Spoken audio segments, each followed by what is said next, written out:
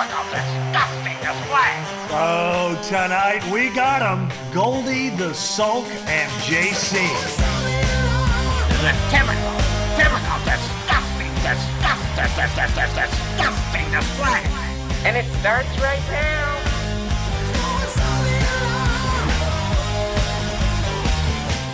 Oh, welcome back to another episode of A Typical Disgusting Display, a podcast for writers by writers who hate writing. Yes, we do. We hate it a lot, but luckily we don't have to do it these days. No. So, Goldy, we had dinner together last week. We had, I call it my John's dinner. I had dinner with myself and three Johns. Oh, wow. John Goldblatt, John Fogarty, who loves and listens to the podcasts. Hi, Hello, John. folks.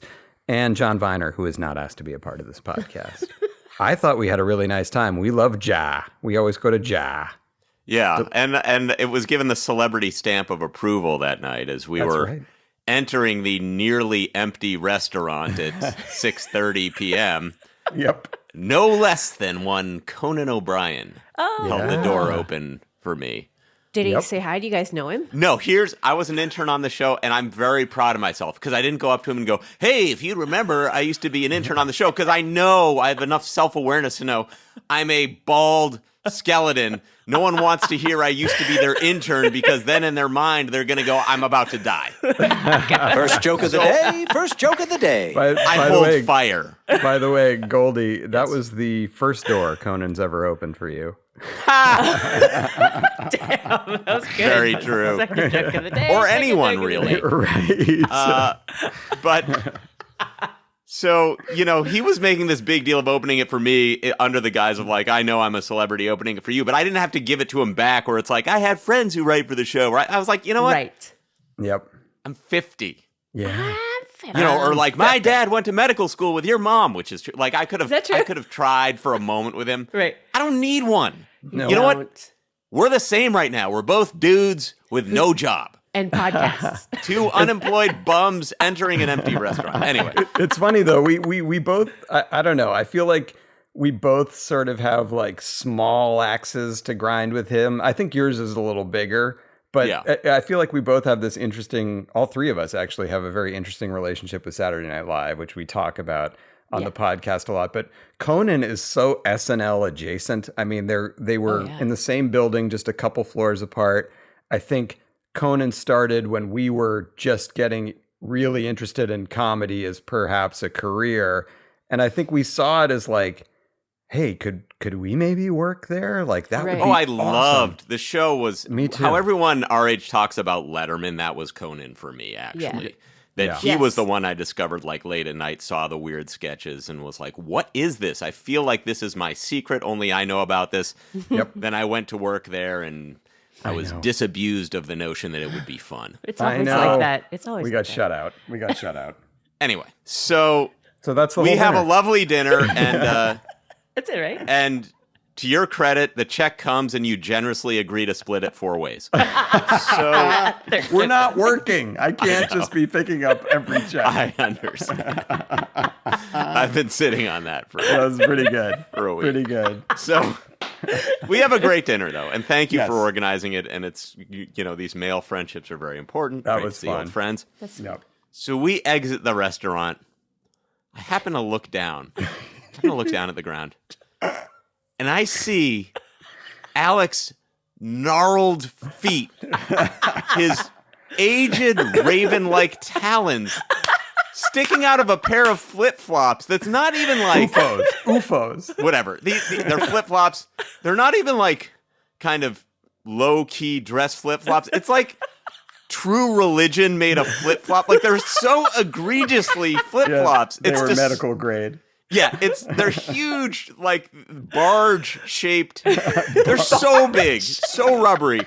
And I'm shocked because you went to private school. I know you were raised right rebelling. relatively. I'm rebelling. And we go to a nice restaurant, and is it a statement about what you view as the quality of the companionship that night that you're like, I don't have to respect these people.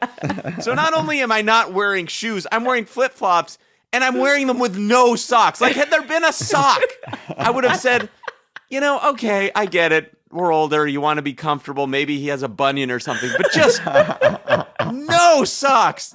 Veiny, dry feet that are both like shades of crimson and white and yellow.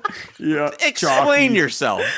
Well, first of all, I Andy Dufresne'd my way to the table because I was wearing the flip-flops, obviously, at the beginning, but Didn't notice. How often do you look at a man's shoes, really? No. So nobody noticed it on the way there. And then on the way out, yeah, it's funny. I did not think of it at all as something that I needed to hide or be ashamed of, and you quickly changed my mind on that. You were all over it on the way out the door.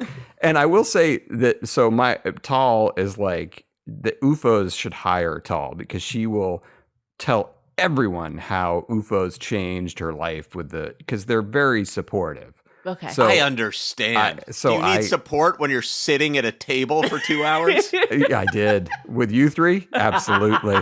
But here's another thing, Goldy. I have a long history in flip-flops of showing my feet. I worked for at least a decade at Kilborn and at Family Guy in flip-flops. I won the 2007 Family Guy Ping Pong Championship in flip-flops, defeating Joe Vox, defeating Steve Callahan on the way to a championship. So I got no problem with who I am in flip-flops, which is a champion. Okay. The champion, the champion, the motherfucking champion. Wait, we have. Yes, that's me in flip-flops. You've done a very poor job of explaining yourself. Nope, according You've to justified no one. nothing. I relinquished the rest of my time, and I So- just won the Greater Houston Area Debate Championship. So have you been hanging out at Cape Cod so long that you think this is acceptable? We're in California, bud. I don't know if you've heard about the reputation out here. It's hang loose. I think if free the and restaurant easy. was not doing so poorly finaally, yeah, they would have thrown clearly me out. that they would not have let you in. Yeah, No we had shoes, no our usual on cocaine waiter who we have seemingly every time we go there, who strains to remember us through the fog of cocaine. Yeah. Also, when they always have specials that are the just same. so unremarkable and not not something you would bite on. Like it's like, we have a rice pilaf. I don't know. We've got a special beet salad off the menu. It's like, all right. The food there is great, though. Jar is awesome, and I do feel badly. I swear to God, every time we go there are 2 fewer items on the menu, and it becomes like a C- student writing a paper, changing the margins, increasing the font, and we're going to go there one day, and it's just going to say, steak. And we'd still be there. I guess. I will no, say it is that- good. Yeah. Yeah, it's a good place, and like it's always been kind of an older crowd. See Conan O'Brien. Yeah. And they're struggling because of the writer's strike. They say, I guess they have a big writer clientele, so fewer and fewer people have been going. Keep telling yourself that, Jar. If you're in LA and you want to have a good steak at a place that feels like you're in sort of a country club, At a place that doesn't specialize in steak is not a steakhouse, in spite of all the other steakhouses. Have some fish at a place that isn't a fish restaurant. the food there is really good. I mean, I it's enjoy it. good. I enjoy it. Maybe it's just... Could we try another place someday? Sure. It's funny. I was going to suggest maybe we go to Cut, the place in the Regent Beverly Wilshire. Yeah. Would that have We been... can't afford that anymore. I got the steak. Did he there just is say the- cunt? No. Oh, no. Oh, okay. Sorry. That's my favorite word. Beloved cunt. Yeah. Anyway, so that was a fun That would night. be, I feel like if you named a restaurant cunt, you would, for a while, be the it place. Yes. Yeah. You have to check out cunt. We know Michael Douglas would eat it cunt all the Oh, yes. I'm so fucking Till he proud got of you. throat cancer. time. Exactly. Oh my lord. JC, all of this stuff is a cunt. We're not going to keep this in the show. Oh. Did you hear what I just A said? cunt. I know. I just said all of this stuff is a cunt, not a cunt. That's hilarious that I missed it. That's great. That's you know how what? I often think hear maybe it. we push the our concert series to next week. We Yeah. both saw concerts this week, and we want to talk about it. But let's talk about that next week. That's right fine. now, let's get into a part of the show we like to call Johnny Jokes. Oh, from Hollywood, don't look at his feet, anyone. Here's Johnny. You call me Shoeless Joe Jackson. All right. I feel like a total... These jokes are going to flip-flop. That's right. And you'll tell me which one flips and which one flops right away. And also, I feel like a fraud this week after Josh Robert Thompson's Johnny last week, which so was good. just... oh, my fine. God. The second he started talking about it, talking in that voice, I lost it. All right. Here we go. Here's my bad Johnny. Well, maybe you heard about this. DraftKings. Sports betting site DraftKings has apologized for their 9/11 Never Forget a Parlay promotion. Although the company took a publicity hit, they're hoping to make it all back with their Take a Long Shot promotion on Martin Luther King Day. Oh, there's the first flop. And here we go. Joke 2 quickly. The streets of a small town in France have been flooded by red wine after the local vineyard's 2 million gallon cask burst. Crisis was averted when quick-thinking locals gently placed an open-mouthed Gerard Depardieu at the bottom of the hill. I knew you were going to get to Depardieu. You knew it. Dearly Depardieu. That's when he dies. Dearly Depardieu. That was Martin Scorsese's The Depardieu. All right, here. Depardieu to me. I'm sure you've heard about this story. Well, JV right-wing nut Lauren Boebert was reportedly kicked out of a performance of the musical Beetlejuice for illegally recording and vaping. Funny thing was, she didn't have a ticket. Someone in the audience just said her name 3 times. That's how it works with Beetlejuice.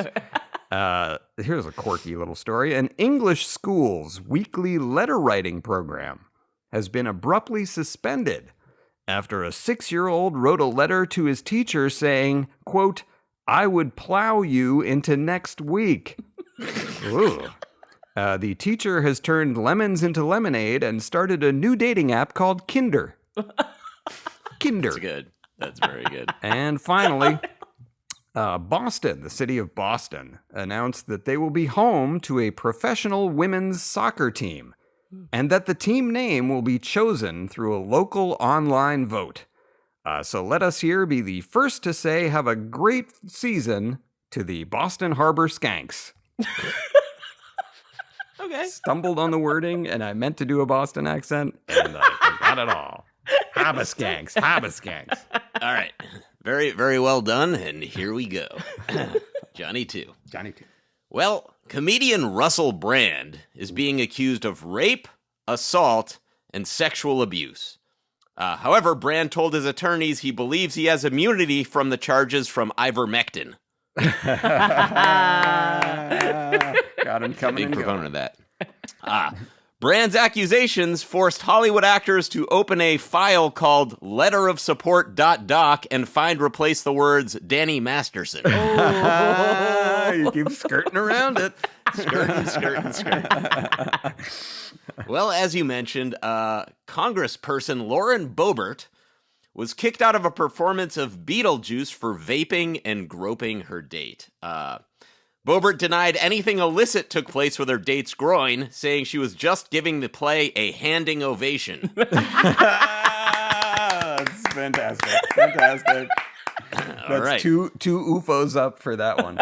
Well, an F-35 pilot ejected mid-flight, and the U.S. government is still looking for the missing stealth bomber. Authorities are asking anyone who's seen nothing to step forward. Also great. And here's a double joke. It's an and finally, but it's a double. Okay. Yeah. And finally, this week, Hunter Biden was indicted on gun charges and could face up to 10 years in prison, depending on how impressed the judge is with pictures of his penis. This is nice. When President Biden heard the charges, he offered to take the fall because he was mid-fall. Excellent. Oh, good batch, awesome. Goldy. Wow, both. Oh, folks, we are excited today. You know, this is a podcast for writers by writers who hate writing. And I think we may have gotten a fellow traveler here today. We have an awesome writer, creator. He has created the very popular show Happy Endings. One He of my created favorites. the show Marry Me based on his own relationship with his wife. He wrote the movie That's My Boy with Adam Sandler and Andy Samberg. Very funny writer, creator. Well, you're not David- going to say Black Monday?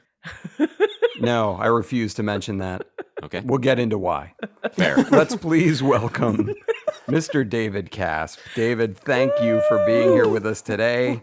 Thank you Boy, for does- having me. I'm a real fan of the show, guys. I've been listening since the beginning. No way. That's unreal. No, So it's nice. true. In fact, I sent Alec a text about it very early on, and he responded nicely. And then months later, texted me like, "Hey, man, I don't know if you know me, but I'm Alec, and if you would Stop. ever want to, we have this podcast. If you'd ever want to do the show or anything," I was like, "Well, if you scroll up just a little bit in the text chain, you'll see that I did text you saying how much I like the show and stuff like that." And your dear wife is truly like has a legitimate hand in the fact that I have 3 children. I mean, she is like a major Really? part of. Was she there at conception? She was in, she was doula. in the room helping us meditate our way through it. You know, I need to really block out all outside influences to get the job done. No, Tall, your wife is, I couldn't love more, and was at Sony when I came in with Happy Endings, having never pitched a TV show or even been on a TV show or anything, and she really fought for it, and there were so many people that were, you know, rightfully so, like, this doesn't make sense to do, and she fought hard for it, along with Jamie Tarsis, the great Jamie Tarsis, rest in peace, and you know, then I met my wife in the auditions for the show. And then we got married and have 3 kids, and truly, like, had Tall not gotten that show on the air from Sony, obviously with the help of a lot of other people, but she was always like the tip of the spear. Wow. That's You know, awesome. these children don't exist, and I have money. Dude, he just Cars. called your wife a spear. No, I just heard just the tip. That's all I heard. But no, David, that's awesome. And it's funny because I mentioned to Tall yesterday. I said, well, we're talking to David Caspe. Oh, please give him a big hug. And I'm like, you know, we do this on Zoom, right? And I said, even if we were in the same room, I don't know if a big hug is happening. No. Yeah, probably just a back slapper.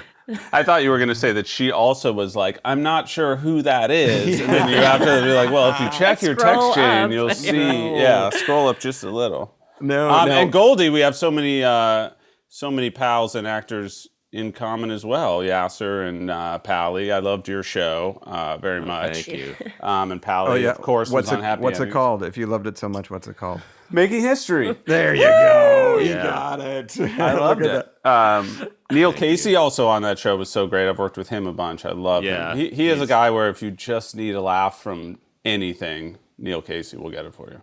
Yeah, I was I'm gonna name drop here.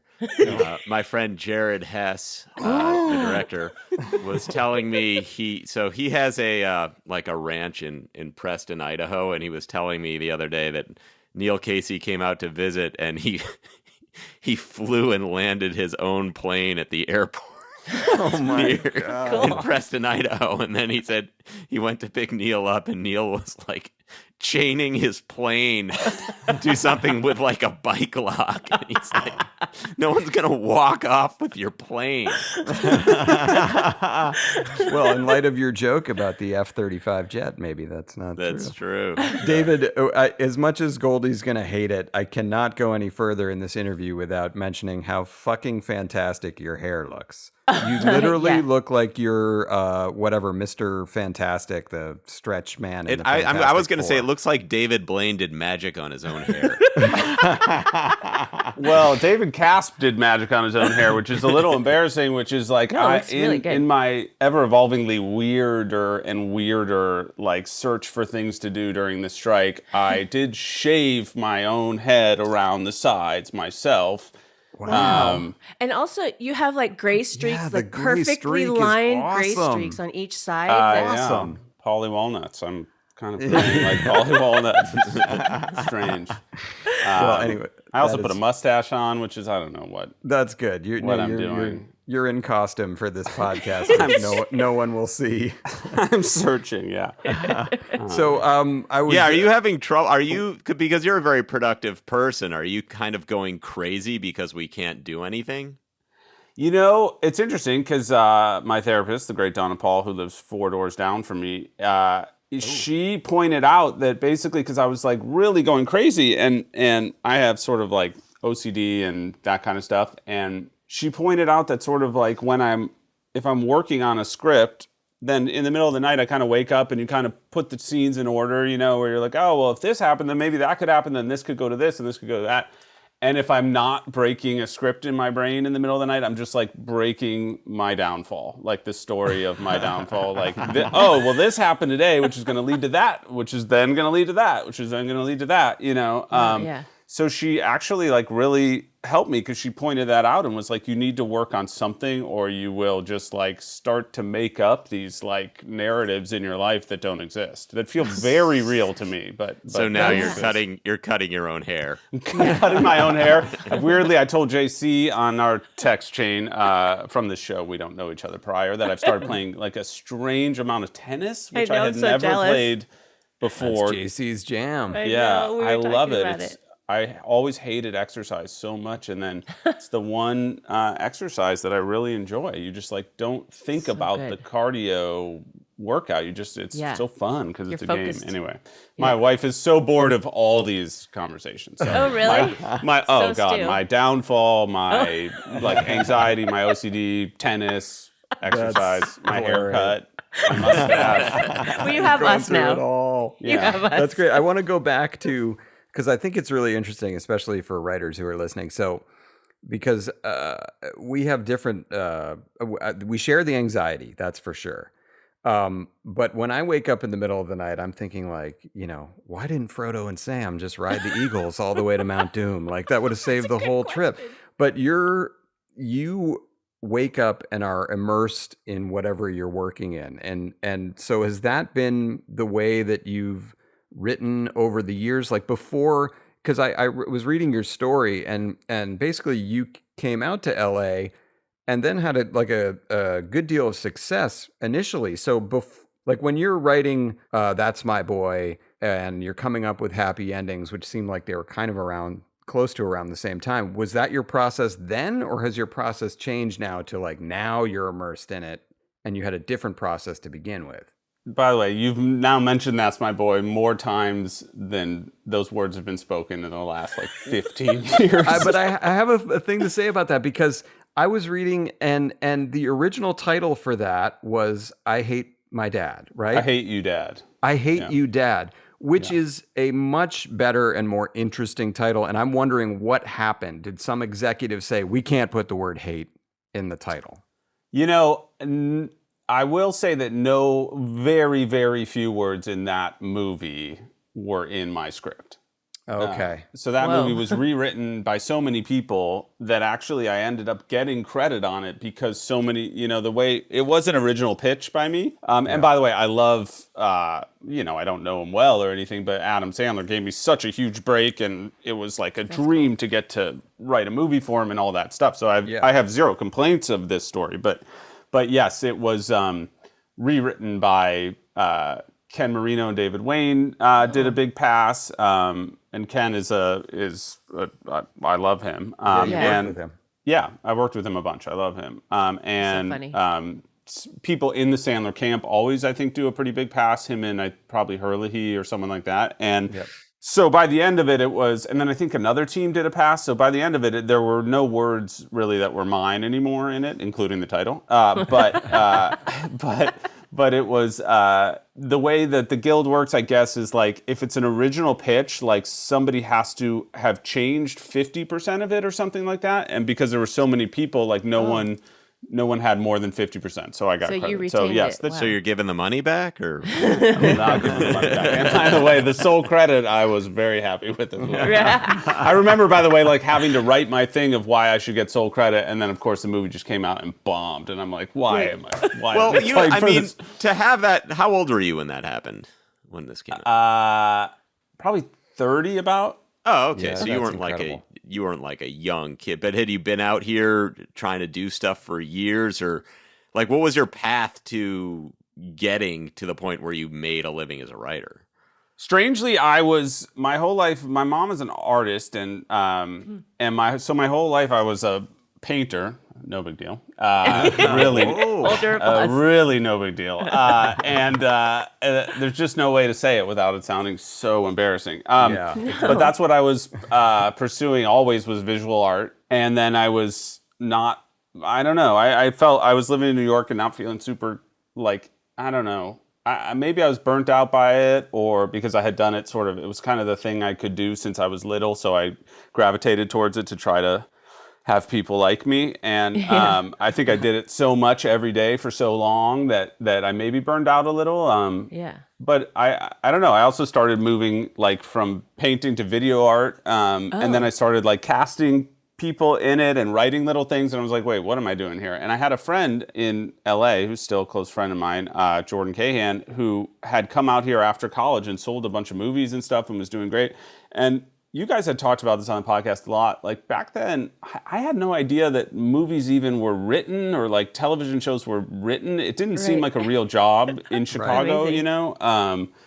And because there was no like internet or any of that stuff, it felt like, I don't know, it was just like not something I was even aware of. And when he was doing it, I was sort of blown away, and it was kind of similar to, you know, all the different types of things you do in art stuff is kind of similar. You know, Goldy, I know you play guitar with my other dear friend, Matthew Libman. And we were hitting Santa Monica stores yesterday testing amps. that's amazing. So I don't know. I always like played in bands and wrote songs and, you know, again, very bad songs. But, you know, it's all sort of the same idea. You have an idea and you want to like make something. So I tried to, you know, shift to writing, and Jordan truly like taught me how to write, where I would just like, I wrote something and send it to him, and he would read like, you know, 100 drafts of the same bad story of like a, you know, the movie everybody writes when they come to LA of like going back home for Thanksgiving and like seeing the person that you loved in high school and what are they doing and you're not happy with your shit, you know? And That's very good. and you guys can have it. And he read like hundreds of drafts of that, and you know, truly just like started breaking it down for me of like, no, you need like an inciting incident that kicks it off, and you know, all that incredible. stuff helped me immensely. And then so I wrote another one, and got really lucky that you know, I was, you know, there were so many more ways to sell a spec feature back then, and I sold it to a company that I think doesn't exist, and the movie never got made. But that got me reps and stuff. And that was right before actually the last strike. And I remember, you know, being out there for that one, but, you know, living in a rental apartment with no family. So it was a much different situation. Yeah. And then they got me the ability to like pitch an idea, and I pitched it around, and Sandler's company liked it. And then I wrote that for them. And then before that movie got made, my agent said, do you have any ideas for a TV show? And I went around and pitched, and I pitched Jamie Tarsis was one of the people, and she liked it, and we went into Sony, and they did it, and then that was a just got very lucky. hot script. I remember that was that year, the one where it's like you got to read happy endings. And do you think it was just that like the fact that it kind of plugged into the Friends model? I mean, aside from being very funny, like was that spoken of like this is like a modern Friends, but fresh? I think so. I mean, ironically, like I never watched Friends, growing up, and really actually sort of haven't still to this day, even though it seems like I ripped off so much of it, to the point where people would even point to things of like, this is fully from Friends. And I was like, no, it's not. And then I'd turn it on and be like, wow, that's, either I didn't rip it off, or more likely like it somehow was like playing in the background at a, some Marriott I was staying at in El Paso one night, and it seeped in. I guess, I don't know. I didn't know that people were reading it, and it terrifies me even to this day to know that, even though I guess it's been on TV. But well, I mean, the pilot's so good. I rewatch Happy Endings maybe once every 3 to 4 years. The season. Oh, wow. It's one of my That's so favorite sweet. shows ever. Oh, Why my don't God. you hold off on that till we iron out this residual screening thing? Okay. Residuals for streaming. Then David will get a little more cash for it. Wait. A little more Caspe. But so I want to go back because I was interested to hear. So you grew up in Chicago, and you're a nice Jewish boy. And you're taken to wearing this guy around.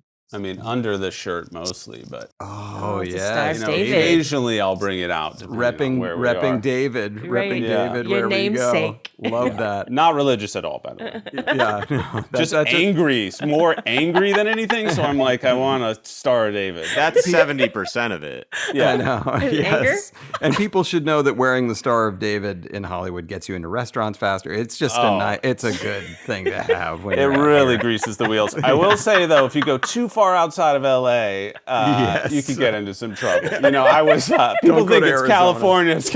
Well, by the way, California. I mean, it's anywhere really. Yeah. I was in a hot tub, no big deal, at a hotel, and sitting around talking to this guy, and the nicest guy in the world, sitting in there, and I sort of forgot that I was wearing this thing, and he was from I don't know where, La Cañada or something, which is like right here, right? Yeah. And I'm not saying this is everybody there, but it was this guy. And so at the end, like we're talking whatever, and I get out and he turns to my wife and he goes, "Man, that guy's really into astrology." And she's like, "What?" And he thought the star was like a astrological symbol or something.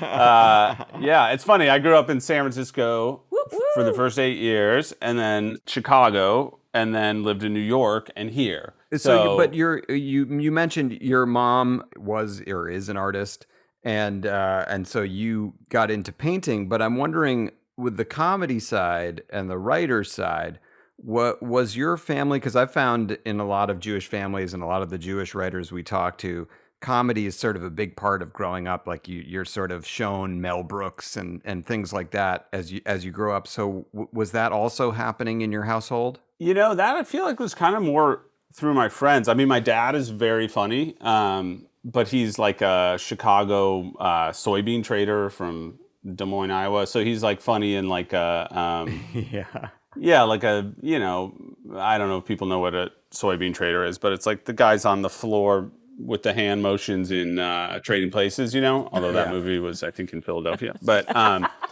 anyway, so he's just like a great Chicago funny guy, but as far as movies, he's not, I don't know that they ever showed me many like comedies, but me and my friends, Jordan, who I mentioned, and Matthew, who I also mentioned, and Matthew's little brother, Daniel, the four of us write together out here. We created a show together called Champagne Ale that for YouTube Red that literally was about to come out a week later, and YouTube Red, the entire network folded a week before the show would come out. Which is, I've got a few of those. I had something there. Oh, Yeah. no. And it was told that we didn't want to do it there. We sold it 2 places. Sony made us do it there. And then they were told, but it's a creator's paradise. They're going to let you do whatever we want. Then we handed in the script and we got back. They hate it. That's a perfect Hollywood story. But yeah, all those guys, we kind of all got, I don't know how it happened, but just got very into Naked Gun, Sandler stuff, of course. Like all his tapes and stuff came out and right around then. And Eddie Murphy Raw and all those, Eddie Murphy. Eddie Murphy.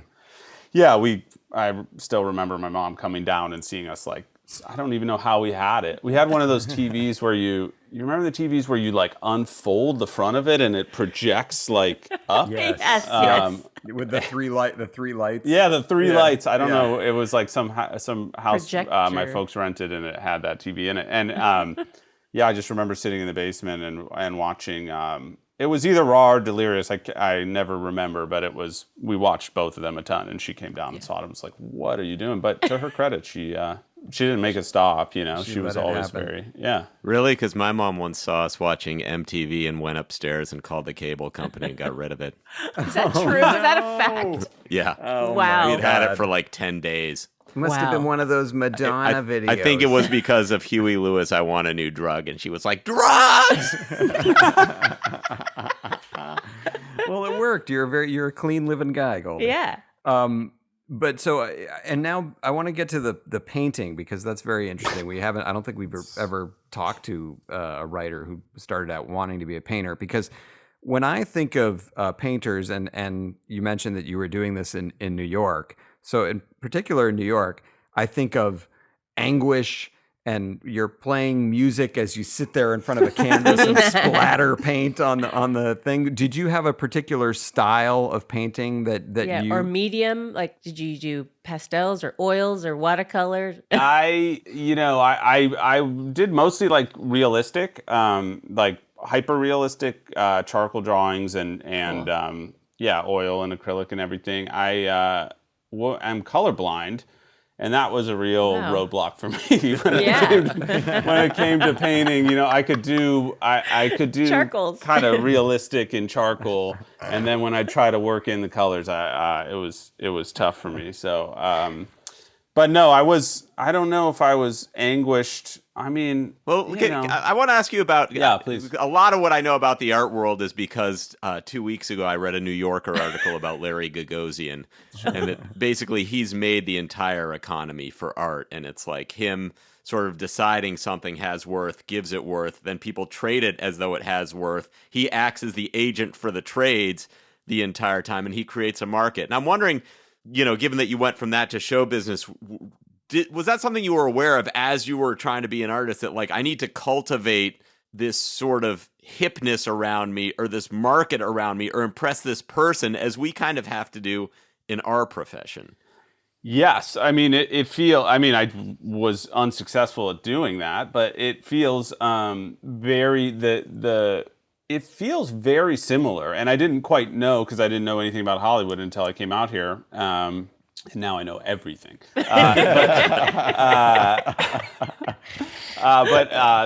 It is very similar. So you're like an artist, and you're trying. You know, obviously there's a much more pure version of this, but like if I were to break it down, how it felt to me is like, you're an artist. You're trying to get an agent, just like a writer, right? But the agent is a gallery.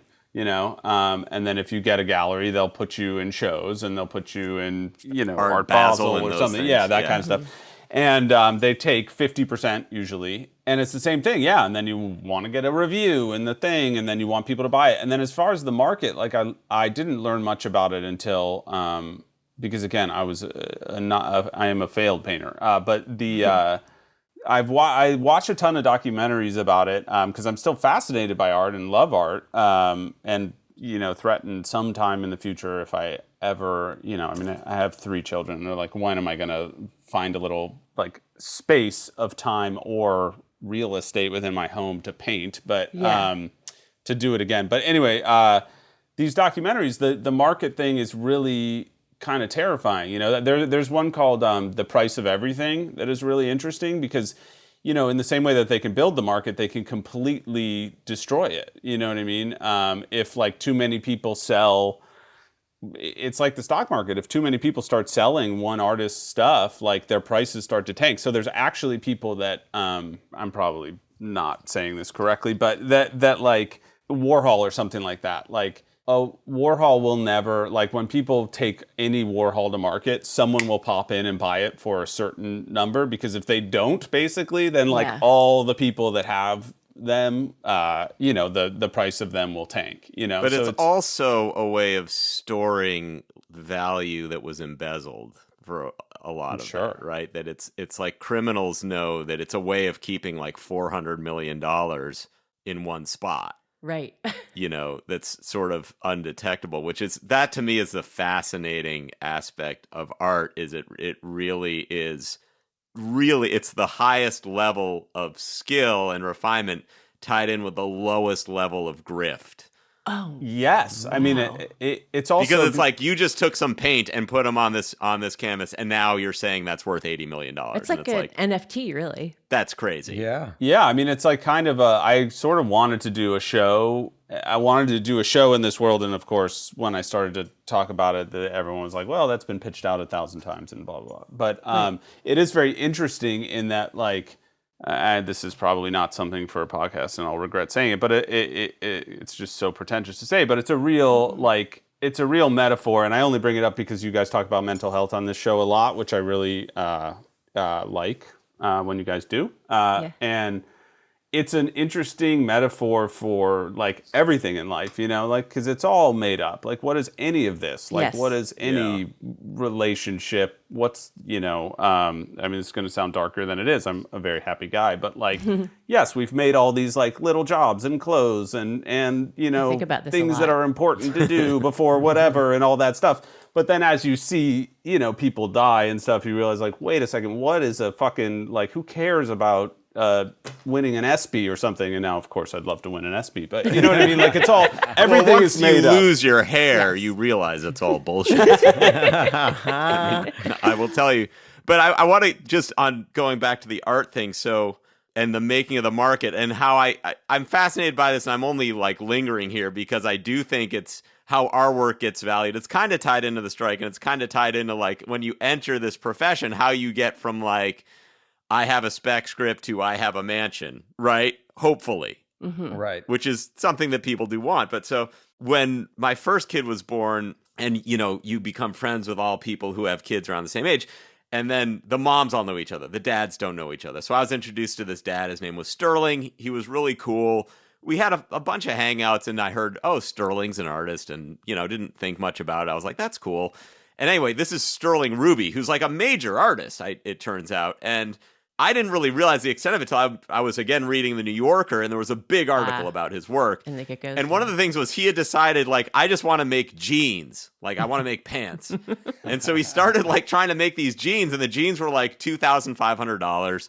But Michael Ovitz, who had bought a bunch of his art, freaked out because he was like, you're going to devalue the art by making jeans. So Michael Ovitz had to come to his studio and kind of, like, look at the jeans and approve the jeans. Like, he had to talk to this guy about what he wanted to do. And I was like, in a way, there's no escape from notes, right? 100%. I find it, like, you're the first person I've ever been able to talk to about this stuff. So it's cool that you were into that. And I feel like I'm a little also curious how you stop doing that if it's something you're into. Well, it's interesting. So, like, that is like all the value is totally, like you said, like the there's probably nothing that you could compare it to where the, like, cost of the goods to make it is so far from the price to buy the thing or what it's worth. What we do, the words are nothing. Words are nothing, but at least, like, they have to pay, $40 million to make the 10-episode season, right? Or something like that. Whereas, like, you truly can make a piece of art out of, like, 99 cents worth of stuff, and it's worth $80 million. It just, like, sort of highlights, in my mind, like, how the worth of everything is so made up. Anyway, but yeah, it's all. Look, I'm sure there's pure artists, there's pure writers, there's pure everything everywhere. But yes, it does feel like, there's notes, and it's all a market, and it's all, manipulated, and, people are hiding money everywhere. I mean, it feels like every few years some Hollywood production company, like, is like, they discover was like, someone was, like, stealing money and putting it in there to hide it. And, it's... look into the financing for Wolf of Wall Street. There was a Malaysian guy who was, he basically had created a fraudulent petroleum company with the Saudis, and then he had taken, like, their money for assets that didn't exist, and then was trying to, like, buy parts of hotels, and was a producer on the Wolf of Wall Street. Amazing. And was hanging out with, like, DiCaprio and Jamie Foxx. There was a book about it. It's called, like, The Biggest Whale or something. But yeah, I just keep waiting to hook up with those people and for them to take an interest. And so, David, I'm reading about you, and just because it's a hot news story right now, you went to University of Colorado, and so are you all in on Deion Sanders, or do you not care?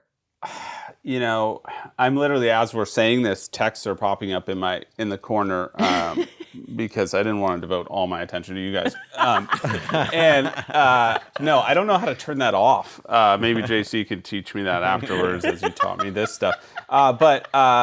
No, all my Colorado friends are like super into it. I'm a huge, like, enormous basketball fan. I grew up in Chicago, like, at the height. I like moved to Chicago in 1984. So Oh, wow. Perfect. was there through all that stuff and remain a huge NBA fan. And then, but yes, I was never a huge college football fan, but I'm clearly missing what would be like a great joy in my life right now, is like, because my friends are all going crazy and it just doesn't really matter to me. I mean, I'm happy to see it, but I also went to my freshman year at UC Santa Cruz, because coming out of high school, I thought I was a hippie, and I went to out UC there. Santa Cruz. Oh wow! Yeah, I went there before I went to Berkeley. Oh wow! So, Look yeah. at you two. What college were you in? I think it was Porter. Yeah. Is that what the sorting joint told you to go into? Little Harvey Potter reference. Love it. I that was my freshman year, and I don't remember a ton, and I was like, I got to get out of here a little bit, you know. Yeah, and I had some pals at Boulder. Is the only reason I chose Boulder. So I was never, I don't know, I don't identify as a buff. I just want to say, as I always do when it comes up, that people who are into college football as adults are losers. Your college doesn't care about you. You're a graduate. You're out. It's for the kids who are there. You're an irrelevant, aged weirdo who's trying to glom on to the success of teens. It's disgusting. You're a loser. This is what a stand to take. I love it. I love it. I love it. I out of fear that one of these guys is going to listen to this, I'm just going to sort of let Sit this one out. Yeah. Sit this one out. Although, yeah. Okay, what if I said to you, I'm a fan of teens? How does that sound? Not By great. the way, but it's hard enough, isn't it? Like, the older I get, the more like watching all these sports and listening to like new bands or something like that. I'm like, I don't know that I can listen to like a song by a 23-year-old about like, and of course I still do and love much of it, but but you know what I'm saying? Like it starts to get not that it's even weird, but that it's just sort of like, God, that person's so young. Like, Yes, do I need their take on death? You know what I mean? Right. I don't know. You know? That's great. Well, so you mentioned and how awesome this must have been. You moved to Chicago right as the Michael Jordan era begins. Unbelievable. So do you remember, did you go to any memorable games? So, I mean, and I really went to like all of them, strangely, because so we moved to Chicago from San Francisco, and it was, my dad, when I was a kid, was gone Monday through Friday to Chicago to work, because back then, like, you couldn't, it's funny because now all trading is like computerized to where there's no floors anymore, even like there's no trading floors. But back then there was no option to even do it on the phone or anything. Like it was like you had to be there. The So whole he was- job was yelling and not peeing, right? Exactly. And like taking breaks to puke, because you're like, oh, like I'm going to have to sell my home tonight. But yeah, so he'd be gone Monday through Friday to Chicago. So then eventually it was like, this is untenable. So we're going to move to Chicago. And it was, I was in third grade and my sister was in fourth. And it was, obviously not some big deal. But I think we got to Chicago and, the NBA in '84 was like, I think the games were still tape delayed and stuff like that. Like it was not had not fully broken through yet. Right. Even though I was already a big fan. But so my dad, the Bulls were terrible. It was pre-Jordan. So the Bulls were horrible. And so he got season tickets as like a way to be like, we're in Chicago, like I'll take you to some games and stuff like that. Just to kind of ease the transition, I guess. And then they drafted Jordan and it became this like insane thing. And this was at the old Chicago Stadium that was so great before the United Center. And And so then, yeah, as like a kid, I would go to all these games, just me and my dad, and it was, that truly that like kind of, corny thing that I now feel with my son and everything. That's awesome. But then as I would get older, he didn't want to drive down to the games anymore because it was like 40 minutes from where we lived. So then we'd have these 2 tickets, and he would say, "Go ahead and take a friend." So Matthew, who you're friends with, Goldy, Wow. we went to like a bunch of these games.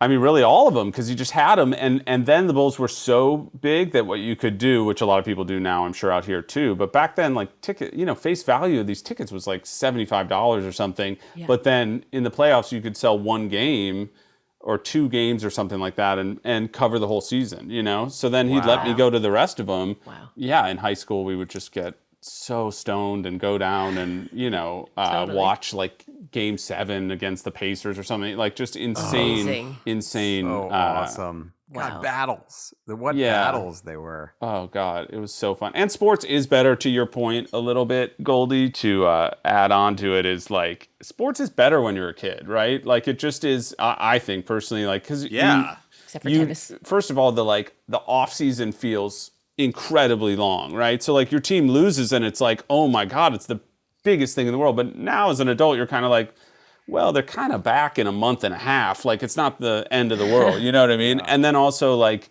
yeah, I don't know. It's just like more, of course, magical and all that stuff. So it was just like there's nothing better, and you guys talk about it a lot here, but it sounds like you had it with the Celtics in the 80s and stuff. Like there's nothing better than having like an incredible team when you're 9.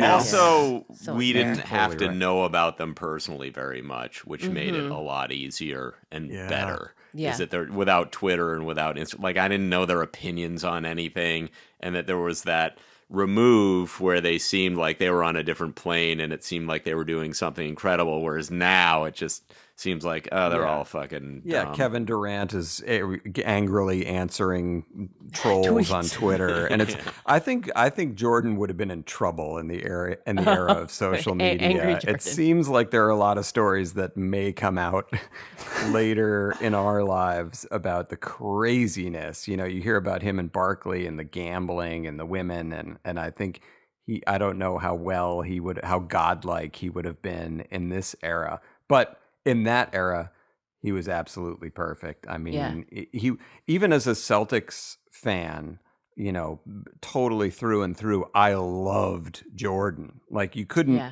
It's rare that when you're a huge fan of one team to love a guy on another team, and I think a lot of that had to do with how he took down the Pistons, who I just hated. Yeah. And that was such a satisfying thing to be able to root for this Superman.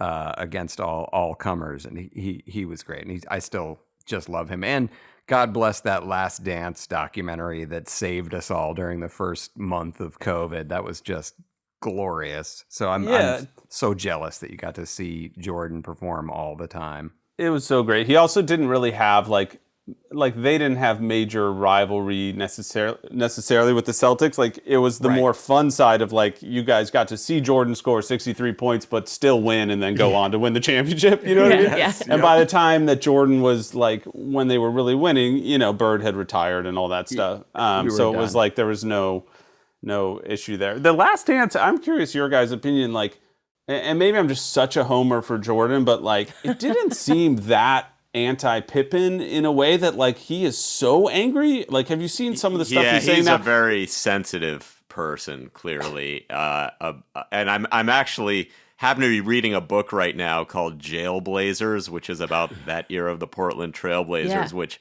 Clyde. is also a little bit insane that someone would give them that moniker now, which feels so, judgmental to say like these African American males who were caught smoking pot are the Jailblazers. God, it seems so pejorative and out of line, but that whole era, and Pippen is in there. People forget that he had this run on Portland, and he clearly is so sensitive about how he's portrayed. And I will say that I once went to a party out here, and I saw him taking in a sunset on a balcony very pensively. He appears to be very sensitive. Pip. You know, it's funny. I read, and I'm sure it's true, that Pippen made more money from the Trailblazers than he ever made from the Bulls, which is crazy to me. And I know that Good for him. In 1 year, he made $18 million, and in his whole Bulls career, he made $18 million. God, Wow. it's insane. Well, everyone hates Jerry Krause in Chicago, I know, because he was the sort of cheapskate owner who wanted to bust up the team. As we watched The Last Dance, you know, that was kind of the Well, background worse, he plot. was the GM, so he like kind of wasn't even the owner, you know, and was still like Reinsdorf, kind of the you're guy thinking. like pushing the cheapskate stuff. Although you watch The Last Dance and it's a little rough on crowd, you know. I mean, it's like this little tiny guy that they are just destroying, you know, and he's got what's he gonna say? It's like Michael Jordan making fun of him. You know? I know. Like there's really there's no response there. But yeah, Pippen, that was back when you know Pippen signed like a 7-year deal that was bad that they should have renegotiated and given him more money. But that, yeah, like, I mean, Magic signed a 25-year deal at some point, you know, that at the time, of course, was $25 million was like, or whatever it was, that was incredible. But I'm sure by the 5th year of that, it paled in comparison or whatever. But yeah, Pippen, I really love Pippen, but it's, you know, someone asked him the other day, how do you want to be remembered? And he said, as the greatest player of all time. Yeah, that's not happening. Not even the greatest Sorry. player on your team. Anyway, I feel like I've derailed us into like... No. I love it. we And love this. And one more thing that absolutely is one of the funniest stories in the last few years is that Pippen's ex-wife is fucking Jordan's son, which is just, you What? could not write that. I mean, it's just insane. So you understand a little bit of the venom coming from poor Scotty in Yes. this whole situation. Yeah, I mean, that is... I'm shocked that's not front page every day. Just like here's the update. Like kind of like as we're watching LeBron get closer to the scoring record, it's just like every day, just like filling us in. Like, yeah, they're still together. You know, like they went out for dinner last night. You know what I mean? Like it's just on so many levels, just really shocking. But I am still an enormous NBA fan. It's like date BJ Armstrong's kids. I love Pete Armstrong. What about Wennington's kid? Maybe just change it up. And this brings us nicely into another topic, which is your wife, Casey Wilson, has a great podcast about the Real Housewives. That all you've the been on, which I have been on a couple The of live times. one. I love that podcast, and Tal has dragged me into the Real Housewives world, and now I feel like I'm immersed. So I'm wondering if the same has happened for you. Do you get dragged into those shows, or are you just like, you watch that shit and do whatever you want? I'm not part of it. So I have not been dragged into those shows, but I don't have like a judgment on them. I don't know. I just never, there was something about some of them, and I know it's not all of them, but some of them, I think after being in a writer's room for a very long time, you start to see how like written they are. Like today it'll be like, interesting. we're going to surprise mom at this facial thing with a dress that she wore in high school and see if she can still fit into it or something. You know what I mean? Right. And you're just like, You're setting you're it just up. like, oh, that's written completely. And then it's like, and then also, I don't, again, but no judgment on it. Those particular storylines, and those aren't the ones I know that people like. People like the more like ones where it's actually people fighting with each other.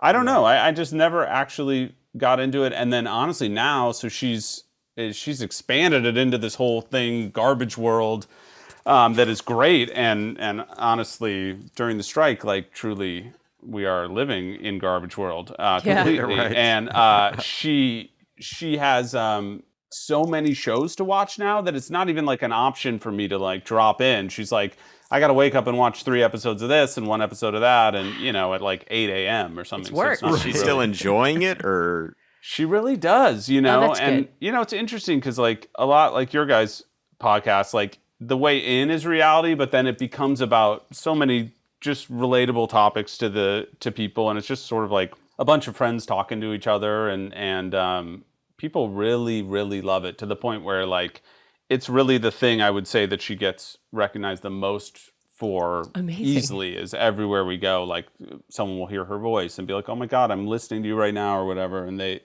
they love it. She's really struck a great chord. That's so cool. With it. But no, I never particularly got into it. Although just like a week ago, someone recommended Survivor as something to watch with your kids. And I had never watched Survivor. I have an 8-year-old, 6-year-old, and in just an absolute shock, a 7.5-month-old. And as a 44-year-old man.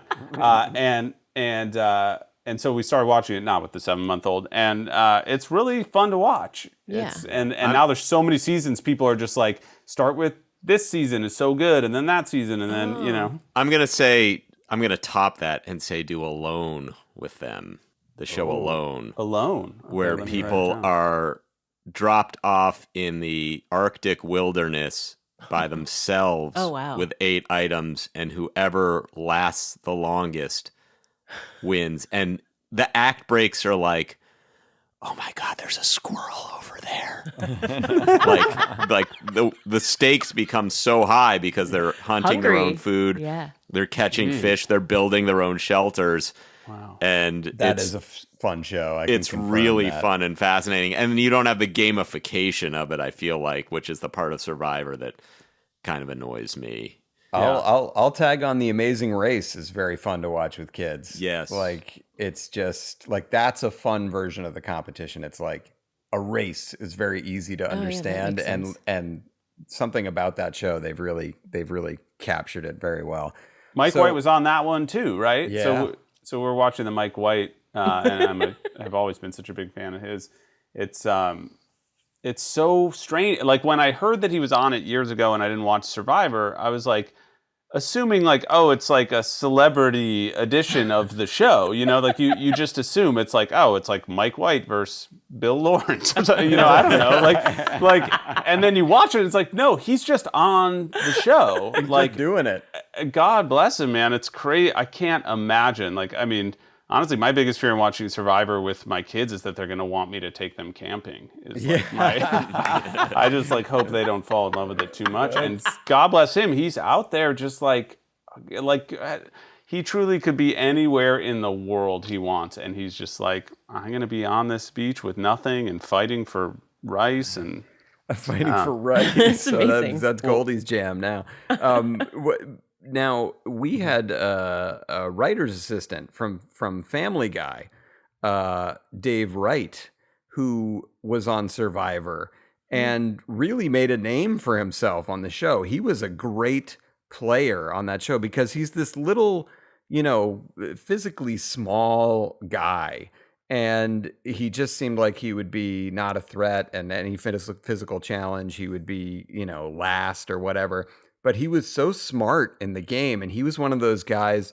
I love when you watch the show and there's always like one person who like creates a fake idol to fool the other team. And like Dave was that guy, and he was so good that they kept asking him back. And now he's I recognize him. Yeah, now he's he like, lives in an island by himself. That's right. He's living the dream. Surviving.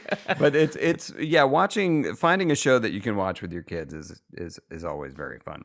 I watched Last Dance though with my 8-year-old son is like super into basketball, which is just awesome. hits me everywhere. You know. Oh yeah. What's his team? Does he like LeBron and the Lakers? So he likes the Clippers.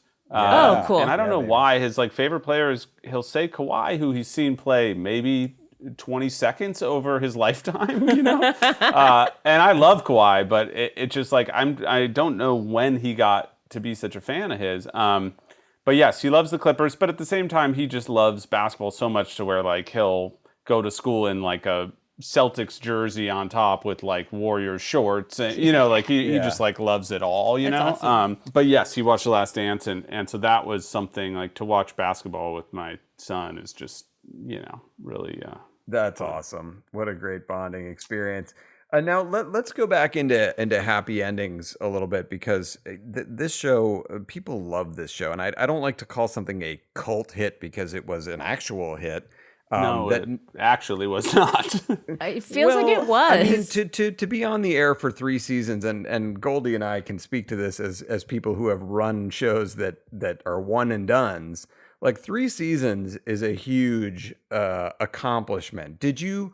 And I think I know the answer to this question before I even ask it, but Did you ever have the feeling like, oh, now because we got picked up for season 2 and for season 3, like we're on to something here? Or were you always like kind of nervous, like, I don't know, at any minute they could pull the rug out from under us? I don't know that I've ever in my entire life, Alec, felt like I'm on to something. if I'm being honest, I don't have like a bunch of moments where I'm like, oh, I got this shit dialed. Like I'm in a constant, survival mode. I guess would be the word. And no, and also Happy Endings, like it aired right when everything was crashing, the network TV, but still early enough in that to where people didn't realize that. So they just thought like, oh, the ratings this season are lower than the show that was on it last year at this time. And so they just thought like, they just kept canceling shows and then picking up new ones that got lower ratings, then canceling those and picking up new ones that got lower ratings, and so on and so forth, to the point where like we premiered at 10 o'clock, back to back at 10 and 10:30 on a Tuesday night, which is they were fully going to dump us, and we got like a 2.6 or something at 10 o'clock at night on a Tuesday. And that was, I'm not saying that was like good then, but I'm saying like in comparison, like now, if you get a 0.5, you're truly on for 10 years.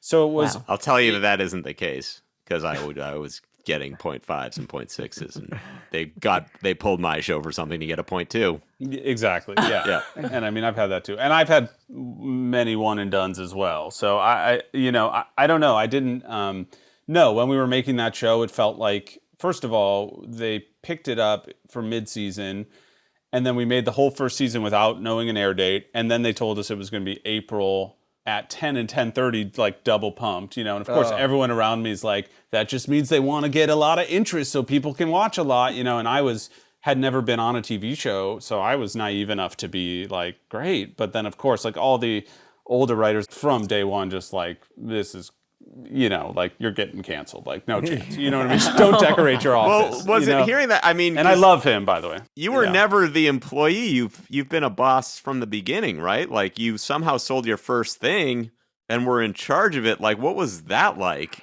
to go into a writer's room having not been in a writer's room, but then be running it? I mean, terrifying, and also that's part of like why you say like, did I ever feel like comfortable that the show was working? Like I was like so overwhelmed from minute one that I never felt comfortable in the chair, much less like in the time slot. You know what I mean? So first of all, I got incredibly lucky that Jamie Tarsis was like, fiercely in my corner on the show and was, really like a protector, and we got along great. So she helped me a ton. And then I need to be paired with a showrunner. And so the first guy I met was Jonathan Groff, who had run Conan. And I was, of course, growing up a big Conan fan, and just hit it off with Jonathan right away and didn't meet anyone else. And was like, this guy's great, let's do it. And he is truly, I mean, people say it a lot, but he is a real genius, and particularly in that role. And he went on to do that role for Blackish as well, and he's done it for a couple other shows, and it's not a coincidence. Like he has an incredible ability to like help you without like making it his thing or something like that. And now, by the way, Happy Endings was very much his thing as well. Like we were totally, the whole show was incredibly collaborative, and it was all of our thing together. So I'm not saying that it wasn't his thing. I more mean like there are more stories of you get paired with a showrunner and they take over the show. You know what I mean? And that's not his thing. He's so hilarious as a writer and such a great writer that all his stuff gets in because it's great. You know what I mean? But then he also like he wants it to be, he really wanted it to be my voice and all that stuff, and he could just like help me through everything. But yeah, it was, it's weird. I was a feature writer for a few years before it, and so I had never been in a writer's room. And it is the thing you guys talk about a lot. It's a strange jump from like you write alone in a room to like suddenly like people are showing you a budget and asking your opinion on like a $30 million a year company, or I guess then we were doing like 22 episodes. So you're like a $50 million a year company, and they want your opinion, which is kind of odd, that there's no like business side training. Till you give it, then they hate your opinion. Right. Which is my theory is called everyone here is an idiot, everyone everywhere else is a genius. Because the second when they don't have you, you're a genius. When they get you, you're an idiot, and anyone outside becomes the genius. And then you leave being branded an idiot, but a year later you're a genius again. I think that's grass Well is said. always greener, Very right? well I mean, that's said. basically Yeah. grass is always greener. But yeah, so the help with all those people, I mean, I could list forever and ever all the amazing people who were in that room, and it was a weird mix of like there were people who were very established, like Gail Lerner and Bicel, I said, and Groff, and then a bunch of us who were just young, and there were a few people that had never been on a show. The Libmans I brought in with me, which was great to just have like a couple friends who, That's huge. I could pull aside afterwards and be like, why is Josh being so mean to me? I mean, like I did have the unique like experience of being like bullied within my own room and just have to learn like, trial by fire immediately how to deal with everything, but that is the best way to learn. Was there tension in that? Because and I don't know if this comes from you, but I've noticed in your shows, like I watched Black Mondays. I was a big fan of that show. Oh, thank And it was you. sort of like relentlessly comedic, like line to line, like it's just joke, joke, joke in a way that like a lot of people don't like that style and don't respond well to it. And I don't mean viewers. I mean, like writers will object to it, and executives in particular. As someone who like I like to chase down jokes, will just go like, all you're doing is being funny, and like you're not telling a story. Like, is that your style? Because it seems like it must be. I would guess is to like really be like, this line I have a joke, this line I have a joke. Like, were you facing tension being a younger person who wanted to tell jokes from like I call them older scolds who were like they position themselves sometimes as story experts, which I think is a bit of fraud. Because they can't make jokes. But was this at all the issue, or am I just like putting my own personal experience on it? It's interesting. Like, I think Groff coming from Conan, probably, and being like kind of a stand-up, like I think I know now he loves jokes. So I think probably that gave me some cover. We had so many young people in the room that were all such great joke writers that we actually did this podcast with Hollywood Reporter recently about how like I think 22 or 23 people who were in that room have gone on to run their own show. So like we just sort of got, and some of that is that we all got trained very like well by the older writers in that room, and some of it is just that these were 22 naturally like incredible joke writers and story people and everything like. And all that sort of came together. But yeah, like I was incredibly lucky to have like a great room, but then also like there was a lot of younger people who really did like jokes also. And then all the older writers and I'm sure I'm older than them now than they were then, Right. but so quote, older writers, they all love jokes too, and it's like most comedy writers, I feel like they might be like, no, we got to hit this story point. And then the person pitches the really funny joke and they're like, fuck, we could probably jam that one in there too. You know what I mean? And so we would always, they called it joke stacking or whatever. Right. But, but from the network, we got a constant push on more heart. And that for whatever reason, I just, I struggle with that probably in my real life of like sort of saying the real thing to people. And so maybe that's why. But then another thing that happened with Happy Endings was like people talked a lot about how like it's cut so fast. Like you were saying, joke. A lot of that was like me getting in the editing room and there's 6 characters and we had a lot of jokes that I really liked. And so I would just pull all the air out of the show just so that we could go joke. And then also there was like a general fear of like, oh, what if that joke is like corny? Like, let's just get to the next one and they won't, people won't remember the last one, just go very fast. And then I kind of fell in love with that style and of editing at least and tried to keep doing that with the great editors that I would work with going forward.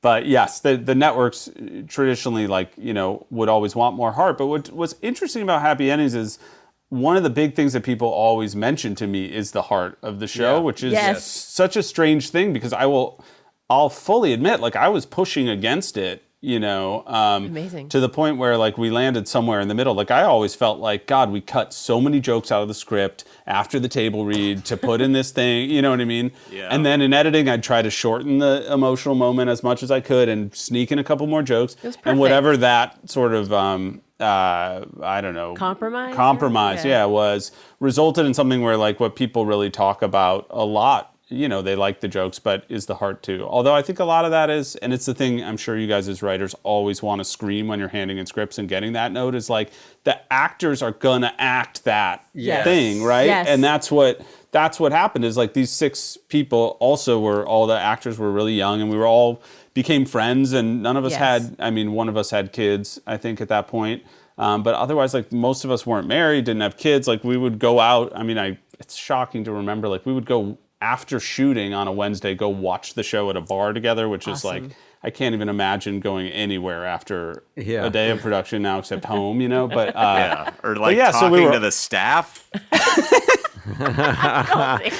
Well, it's funny. A couple of things there. Well, first of all, going out after your shows, that's the Caspe Party, right? Yes, that's the Caspe Party. Okay. Yeah. I had to get that pun in there. I warned the other two I was going to do that. But I heard You foresaw that exact that Yeah, I knew it was coming. I knew I'd have a chance. We were waiting for it. I'm sure you've got a few I have of a them. syndrome about punning. No. But somebody told me, and I can't remember, I think it was maybe Rich Appel, that a great hack for network notes in terms of like, we need more heart. A fantastic hack for this, and I can't believe that more people don't do it, maybe they do, is you put it in the stage directions. So then the executives can you'll say like, Matthew shakes Jonathan's hands and they exchange a look knowing that their friendship has been resolved. If you put it in the stage directions, it fools the executives into thinking like, oh, they've got the heart in here, but it's not really in the Executives script. listen to this podcast, so Well, now they that's know okay. That's fine. When I was at Sony, Love it always seemed like after the act break, they would say like, but then what happens? And so you'd have to add a sentence, like after the big funny thing, you'd be like, and they share a knowing look. It's like, okay. But by the way, like it's not even really is a cheat that much because it then they do play the moment in the show and it works. Correct. And I think a lot of times like the acted sort of heart moment tends to be feel even realer than them saying it kind of out loud, But I don't know. This will be the most unpopular thing said on your podcast, but I largely have had very good experiences with all the creative execs on my shows. Like I haven't really had. We can cut that, right? I really haven't had those nightmarish situations. Obviously, I get notes that I don't agree with or whatever, but I haven't had a lot of situations where it's like I don't agree with the note and they're like, no, you have to put this in, or no, they don't. They just take your show away. They don't tell you that. I've had that happen.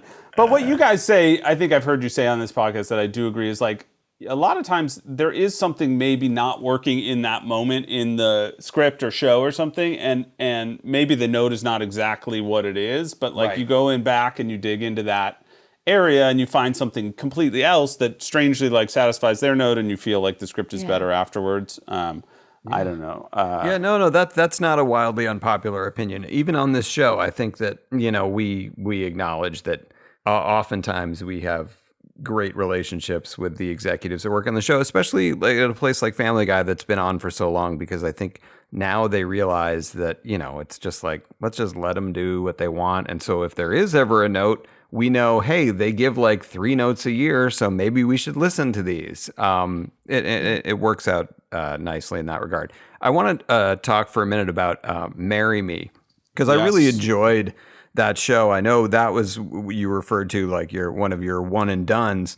And I watched a very funny clip of you at Paley Fest talking about the show. You were on stage with Casey and Ken talking about the show, and you were kind of talking about how the show came to be, or the genesis of the show, and you started talking about in your married life how you'll have like a knockdown drag out argument with your wife.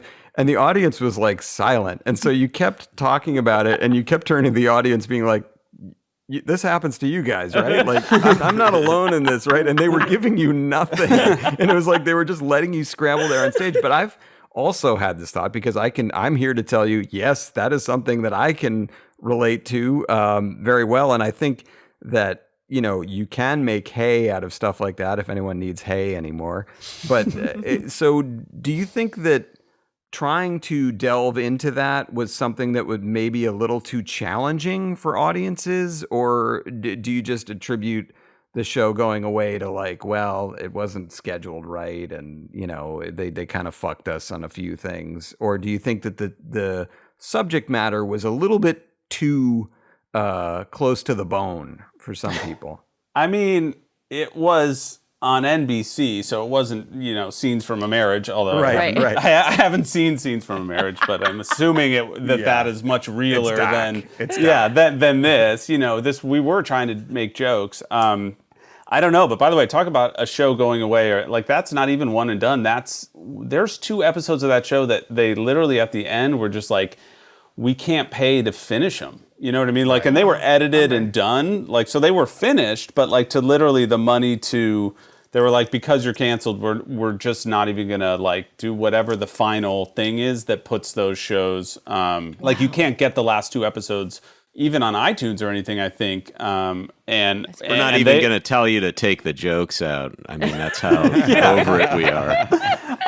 I should have known when they're just like, put them all in. This episode can be 45 minutes long. That's how I've always found out I was canceled, was the huge laughter and wild indifference to my taste. I don't know. I mean, I can never know why. Look, I'm always like shocked anything even gets on the air, and like, I'm shocked that I get to be a writer for a living and everything, and I don't know. I'm never like, well, it's someone's fault or something happened why it didn't work. I mean, the first thing I'm always like, it's my fault, and then I would only get past that to like, it just didn't work. They mostly don't work. I mean, I don't know, 99% of them seem to just not work. So I now don't even go into it anymore thinking like, this is going to break through and be the bear. I'm always just like, I hope we can just get to keep making them, because I like so many of these people that I get to work with. I don't know. I do remember seeing an early review of that show, because it opened with this thing that I thought was funny, which was like Casey and Ken had been together for like 7 years or 8 years or something, and he hadn't proposed. And it was kind of coming off of Casey and I had not been together that long, but, dating for a while, and it was time to make that decision anyway. But and you had told your wife, I need to know where this is going, right? Yes, and I said, I love you, and we need to get married immediately. But no, that they had been together for 7 years. He had not proposed, and he planned like this big proposal when they got home from this trip, but she thought it would have happened on the trip. So they walk into the room. She freaks out that he didn't propose, and as she turns around and starts yelling, he gets the ring out and gets down on one knee, but then she like explodes, and I mean, it's kind of very TV, of course, that she never turns around or catches a glimpse in the fridge or anything, but like, she goes on, like tearing him apart and tearing his family apart and tearing his friends apart without turning around, and then she finally turns around, sees that he's on one knee, and he then proposes, and then he says, everybody come out, and that his whole family and friends and everything were hiding in the apartment to witness it, which I thought was just like a funny farce thing. But one of the first reviews I read, and I get this, was that like, to see a woman like that upset that she's not married and angry about not being proposed to, and felt like a trope from like, I don't know, forever ago, as far as like women obsessed with married and stuff like that. And I really wasn't trying to write it from like a she's obsessed with married standpoint. Like, it seemed like a funny argument that a couple could get into, But so talking about if like what downed the show, maybe it was that, like, just being like obsessed with marriage at a time when it's like, it's always something like that, right? Where you don't know what is not acceptable at that moment in time. And I think that happened to dads too. right? Oh, a lot happened. We don't want to get into that. Right, That's a completely different podcast. But yeah, like how are you to know at that moment in time something had snapped in the like feminist lexicon of like, no, what makes you think that all women are obsessed with marriage? And suddenly your television show I becomes love your the voice of impersonation that. of women.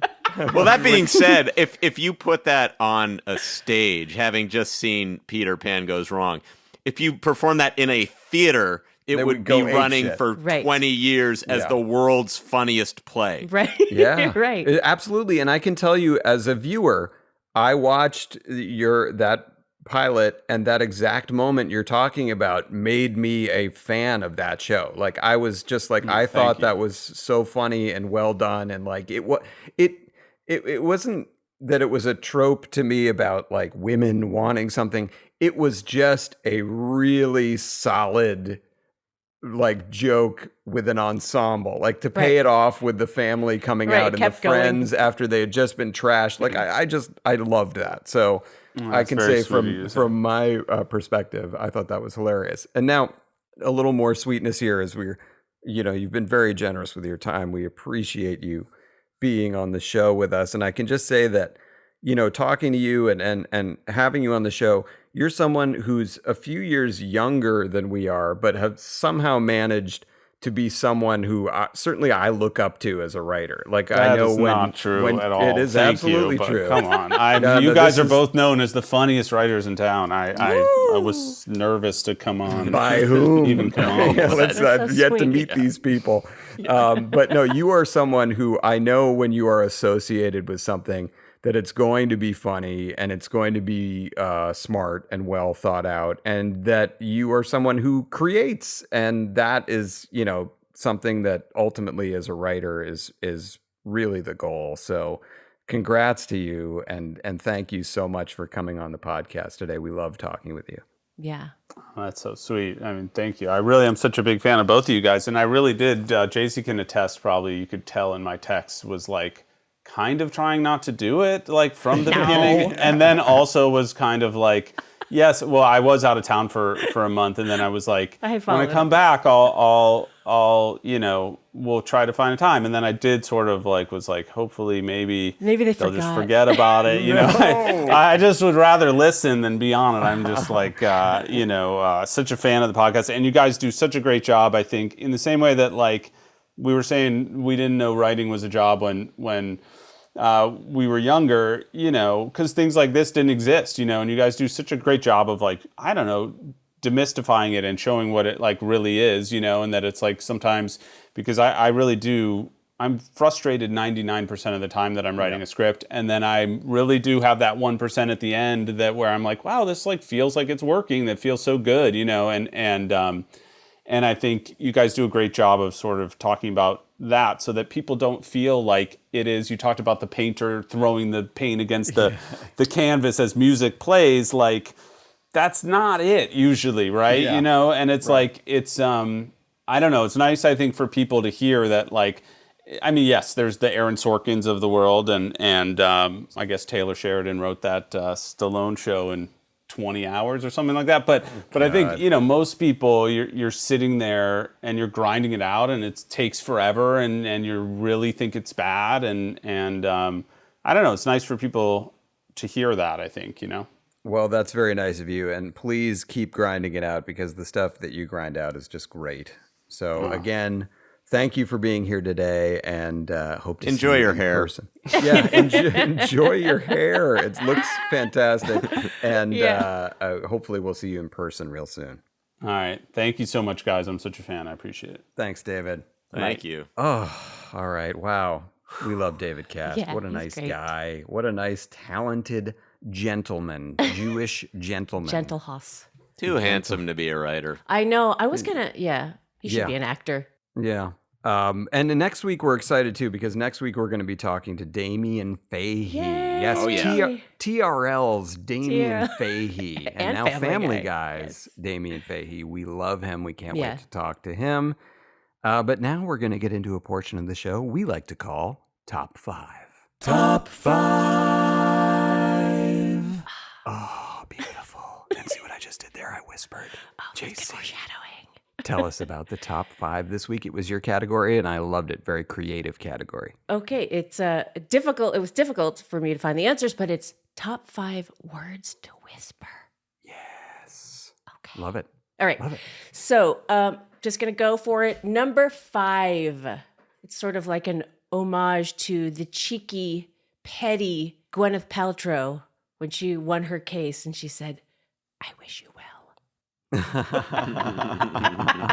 Okay, so they can be phrases too. Yeah, there's some that are just words, but because Yeah. I think I had said words or phrases, but I wasn't sure. So Got it. Okay. it was too difficult for me, so I just went with words or phrases. So this one, number 4, is Stu and I say this when we're like in a crowd or just whenever. We'll say, "Excuse me." I love that. That's great. Excuse me. Number 3 is Jesus fucking Christ. So satisfying. Number 2, these ones are a little less, whatever the word is. This number 2 is, "I'm sorry." Aw, So yeah. it's like everyone wants to hear that. That is especially a if little like, less whatever. yeah. And this is even less. Number 1 is, "I love you." So Oh, nice. Very All right. sweet. Yeah. Okay. Goldie, what are you going to whisper? Number 5. Taboo. Oh, taboo. Yes. It's taboo. I can't tell you it's taboo. that's really good. Number 4. Yahtzee. Yeah. Number 3. She had an abortion. Oh, yeah. Yep. Number 2. I have diarrhea. Yes, we have overlap. And the number 1 thing to whisper to anyone, shut up. Yeah, that's really good. Yes. Shut up. Shut the fuck up. I actually had shut the fuck up. Those are great. All right. Here are my 5 whispered words. And Goldie, right off the bat, we have overlap with my number 5, which was also diarrhea. Oh, nothing better than overlap diarrhea. And number 4, sex. Of course. I was leaving that to you guys. And number 3 is hi. What? What is it? Oh, hi. Okay. Number 2, and this is taking from a movie that apparently you guys are too busy to see, Rosebud. Rosebud. From Citizen Kane, which I think just sticks with me. It's the first line of the movie, and it sets everything in motion. Here. Okay, yeah. So do that again, and I'll be in the movie. This is when I remake the movie. Okay. Okay. Rosebud. What? And then big credits say the end. Yeah. I think we just wrote a Family Guy TV gig. That's There a you good go. one. That'll get Gen Z on board. and number 1, and this is a little strange, and I am not ashamed to say that I've done this, and it's crazy. If you whisper your own name in the dark, it is very creepy. Like, I just remember lying in bed one time and going, Alec, and then immediately being terrified like I would just watch The Shining. So, did I tell you about when I took that actors movement workshop that was maybe a cult? And so I was paired for this exercise with this guy, Vincent, who was a very New York Italian guy who I guess he had been the kid in the movie Cadillac Man. Oh. Okay. And he was trying to be a stage actor. And the exercise that we had to do was one person would lie on the floor and the other person would kind of sit and kneel above them. You would both place your hands on each other's hearts, look into each other's eyes, and say the other person's name for 10 minutes, alternating back and forth. How uncomfortable. Vincent, Jonathan. Vincent, Jonathan, Vincent, Jonathan. And it was fucking awful. What is the purpose of that exercise? It's because as an actor in movement particularly, and in these loony things, you're supposed to break down all your emotional barriers because then, you know, theoretically you're able to give an audience the full range of your emotions because you don't have any blockages. You don't have anything intellectually standing in your way of giving your unvarnished humanity. You're trying to avoid your thinking mind and go in your emotional mind. That being said, no one can do it, particularly like two 25-year-old heterosexual males in 1996. Well, that's funny, Goldy. And you may be selling yourself short because... As heterosexual?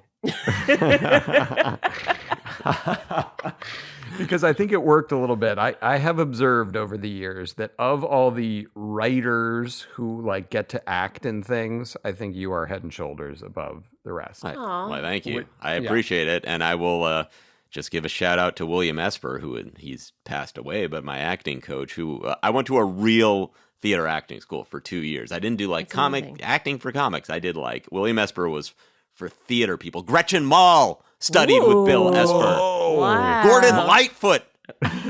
What? And don't think that he wasn't above referring to Bill Hurt as one of his clients. Oh, Bill Hurt, famous alum of my high school. I met him. He came to one of our school plays. Bill would, he would casually drop a bill. You know how people do about Robert De Niro. When Bob, Bill. Totally. Yeah. So. All right. So the top 5 next week, and this I have to give a shout out to our great friend Scott Holroyd. Yay. Who loves the show and he said, laughing uncontrollably at Goldie's flap stuff from Terms of Endearment. Because there's a character in that movie named Flap Horton, and Goldy just cannot get over that. So here's the top 5. Take any Oscars back. Do they have Oscars nominated for that movie? Oh, yeah. It won actor, actress, director, picture. Ridiculous. Actor, actress, director, picture. Take them back. Sweep. So top 5 next week is going to be top 5 movie character names. And that was what Scott had suggested. I think it's going to be a fun one. It's great. So we'll do that next week and talk to Damien Fahey. But now let's end the show, as we always do, on a high note.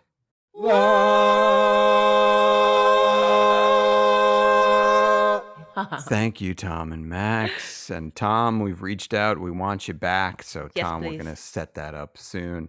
I'll quickly do my high note. My high note is therapy. I love my therapist. Aww. And I just really feel like with each session that I have, there's just I'm noticing enough movement. I won't even say change, movement of my feelings.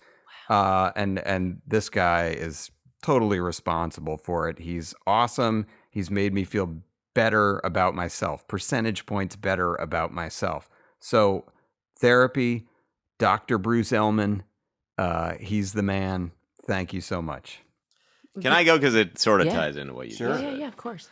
So I was surfing yesterday, and, I'm fully cognizant and self-aware of how, the 50-year-old guy who has revelations while surfing is a little bit of a, boring trope. And nevertheless, I persisted.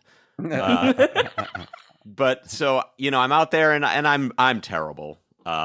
But I enjoy it. But so yesterday, for some reason, I inched forward on my board, maybe like an inch and a half, and it pushed the nose down just enough that all of a sudden I was in every wave and staying ahead of every wave, and it made me realize like all the practice I'd done, it like unlocked everything else I had done, where now I was in the pocket of every single wave in a way I'd never been before, just by this like very simple shift that I only noticed because I didn't do it on purpose the first time, but then I was like, oh, I got that one. What was different? The nose was a little more in the water. And it's like, just that awareness that, sometimes you think, I have to change so much. I have to do X, Y, and Z. And it's like, maybe you only have to move like an inch and a half. Yeah. And then they are all really the other parallel. stuff you're doing, like all of a sudden all the pop-ups I was doing and all the other stuff I was doing, like it came into play and it worked beautifully. And I was like, oh, I just advanced like a huge step. Wow. That's awesome. By doing something by accident and then just kind of observing it. And really, it only being an inch and a half difference. Yeah. That's also, that's crazy. That's what believe me, I had that thought. You both looked up like, who's going to say it? That's it. Those are great high notes. My high note is Stu and I went to lunch before he left for tour, and it was like middle of a work day. And because we're slow, because of the strike, I noticed for the first time since I moved out here to LA in 2019, for the first time, I wasn't stressed out. I realized I wasn't in fight or flight.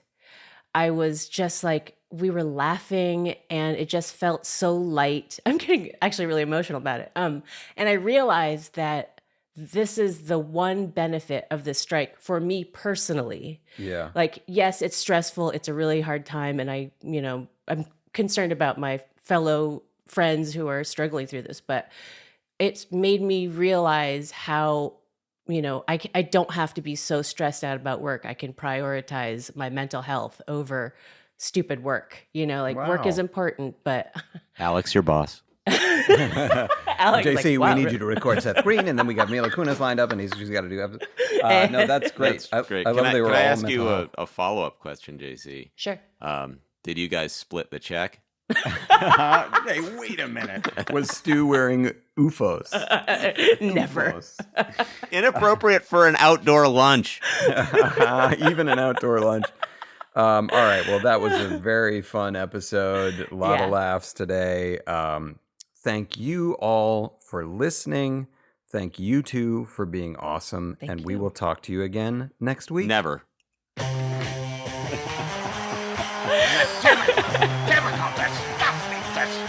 Disgusting That was fun. And it stops right now.